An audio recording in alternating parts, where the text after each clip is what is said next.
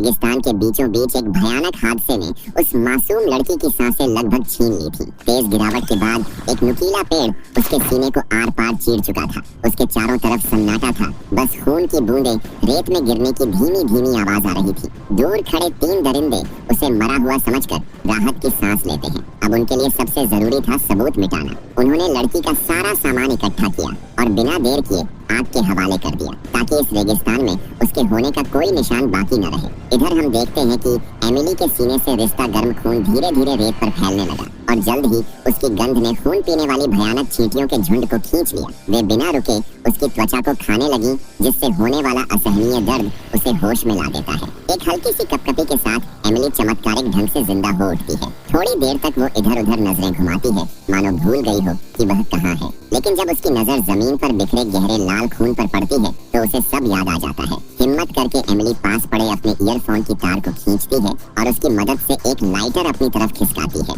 पास ही पड़ी सूखी घास को उसने पेड़ के तने के नीचे ठूंस दिया और कमर से ऊपर का हिस्सा मोड़ते हुए किसी तरह आग जला दी। वो जानती थी अगर उसे इस शाख से छुटकारा पाना है तो आग की झुलस को सहना ही पड़ेगा। लंबे और तकलीफदेह इंतजार के बाद आखिरकार शाख जलकर टूट गई और वो जमीन पर धड़ाम से गिर पड़ी।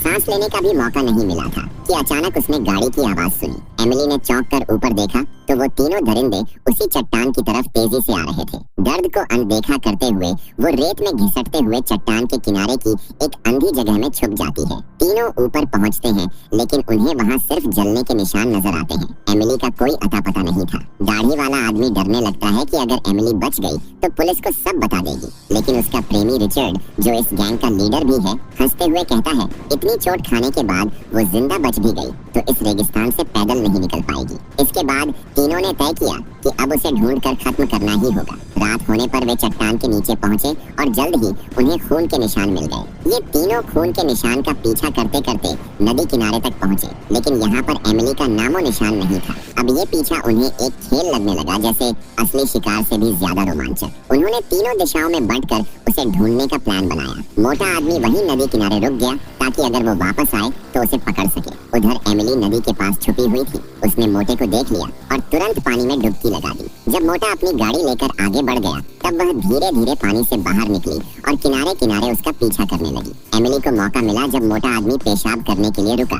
एमिली की नजर तुरंत उसकी गाड़ी के पीछे रखी शिकार वाली बंदूक पर पड़ी। एमिली ने जल्दी से बंदूक उठाई और दोनों आमने सामने खड़े हो गए। लेकिन एमिली ने जैसे ही ट्रिगर दबाया तभी एक सूखी सी क्लिक की आवाज आई। क्योंकि बंदूक में एक भी गोली नहीं थी, तभी मोटा आदमी गुस्से में एमिली पर एक के बाद एक मुक्कों और लातों की बरसात कर दी। जब देखा कि अब वह पलटकर कुछ नहीं कर सकती है, मोटा तुरंत वॉकी टॉकी उठाकर अपने साथियों को खबर देने लगा। उधर दाढ़ी वाला दरिंदा तो खुशी से ताली बजाने लगा, मानो उसे कोई बड़ा इनाम मिल गया हो। मोटा एमिली के बालों को जोर से पकड़कर उसे पानी में दबाने लगा। वो इस दर्दनाक खेल का मजा ले रहा था। शिकार को तड़पते देखने का जुनून उसके चेहरे पर साफ झलक रहा था। पानी के अंदर घुटनों तक डूबी एमिली ने अचानक उसके बेल्ट में फंसी हुई चाकू निकाल ली और अगले ही पल तेज धार सीधी उसकी आंखों में उतार दी। मोटा जोर से चीखा, उसकी दोनों आंखें लहूलुहान हो गईं। वो पानी में कुछ पल तक तड़पता रहा और फिर पूरी तरह स्थिर हो गया। एमिली ने तुरंत उसकी मोटरसाइकिल उठाई और पूरे जोश के साथ रेगिस्तान से बाहर निकलने की तरफ दौड़ पड़ी।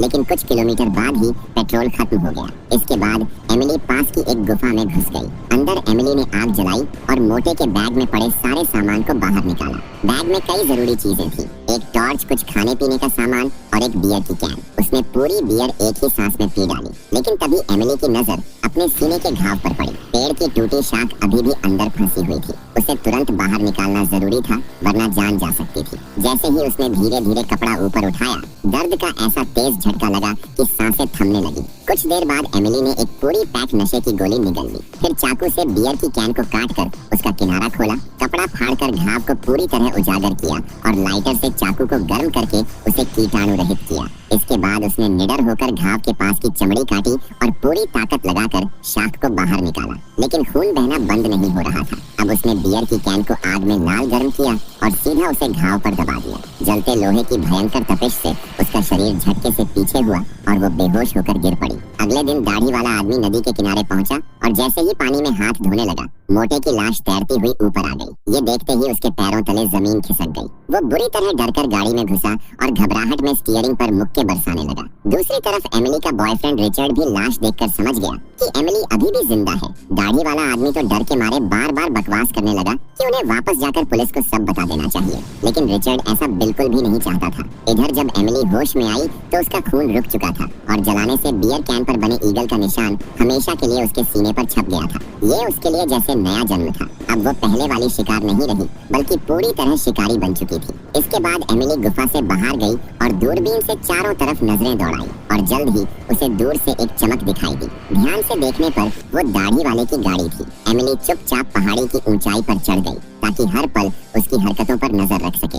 जब दाढ़ी वाला कार से उतरकर पेट्रोल डाल रहा था, एमिली ने राइफल का निशाना उसके सिर पर साधा, लेकिन ट्रिगर दबाते ही शॉट का जोरदार रिकॉइल उसे पीछे गिरा देता है और गोली उसके सिर की जगह बाजू में लगती है। एमिली मौका हाथ से जाने नहीं देना चाहती थी, इसलिए तुरंत राइफल लेकर गाड़ी तक दौड़ी, लेकिन दाढ़ी वाला पहले ही भाग निकला था। खून के ताजा निशानों ने फिर से उसका पीछा आसान कर दिया। अब शिकारी और शिकार की भूमिकाएं पलट चुकी थी, मगर मोड़ पर पहुंचते ही खून का निशान गायब हो गया और सड़क पर सिर्फ एक जूता पड़ा मिला। एमिली हैरान रह गई। उसे क्या पता था कि दाढ़ी वाला पहाड़ी पर छिपा बैठा है। उसने राइफल में गोलियां भरकर धीरे धीरे पीछे से हमला करने की तैयारी की। कुछ देर बाद दाढ़ी वाले ने एमिली पर गोली चला दी, लेकिन गोली उसके कान के बिल्कुल पास से गुजरी थी। एमिली ने राइफल उठाई और भागने लगी। दाढ़ी वाला पीछे से लगातार गोलियां चला रहा था। इसी बीच एमिली ने तुरंत अपनी टॉर्च फोड़कर कांच के टुकड़े पूरे रास्ते पर बिखेर दिए। नंगे पांव दाढ़ी वाला उन पर चढ़ा और दर्द से उसकी रफ्तार खत्म हो गई। इसके बाद वो गाड़ी में बैठा और सीधा उसे कुचलने की कोशिश करने लगा, लेकिन मौका मिलते ही एमिली ने दाढ़ी वाले को निपटा दिया।